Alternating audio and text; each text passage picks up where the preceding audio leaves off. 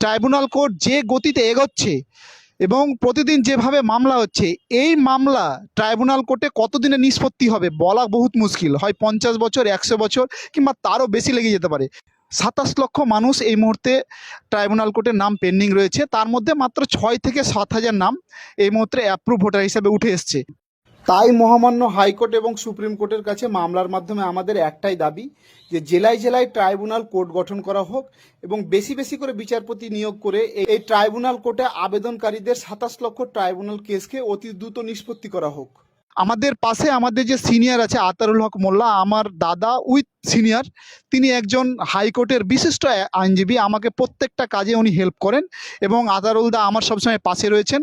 এবং আপনারা হাইকোর্টে যদি আসেন তো 16 নম্বর বারে উনি বসেন, উনাকে এক নামে গোটা হাইকোর্ট চিনে। এবং আমি কলকাতা হাইকোর্টের অ্যাডভোকেট। আমার দুই পাশে দুইজন মাননীয় আইনজীবী আমার পাশে দাঁড়িয়ে আছেন। তারা এখন বর্তমানে যে ট্রেন্ড যে চলছে এসআইআর নিয়ে আইনি যে পরামর্শগুলো যেসব লয়াররা দিচ্ছেন, তাদের মধ্যে এনারা দুই পথিকৃৎ।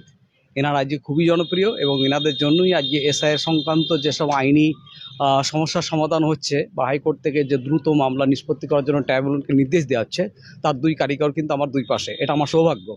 আমার বাঁ পাশে আছে আনারুল হক, মোহাম্মদ আনারুল হক, আর আমার ডান পাশে আছে হোসেন মোস্তাফি, অ্যাডভোকেট।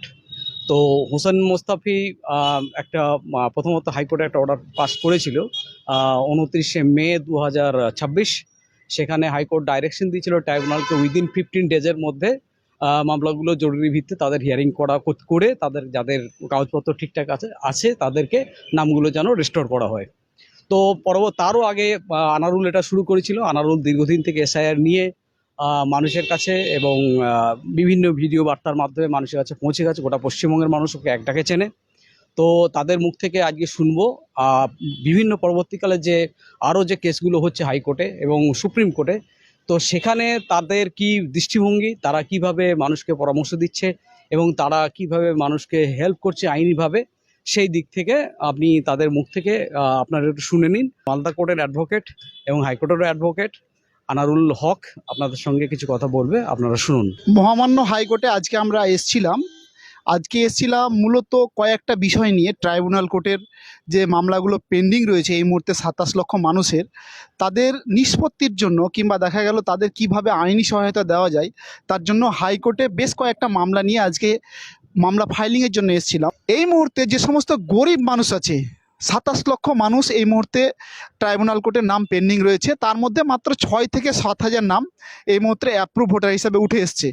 এই গরিব মানুষদের জন্য 100 জন লিটিগেন্ট পাবলিককে নিয়ে আমরা সুপ্রিম কোর্টে মামলা করছি, আমি নিজে, ফ্রি অফ কস্টে।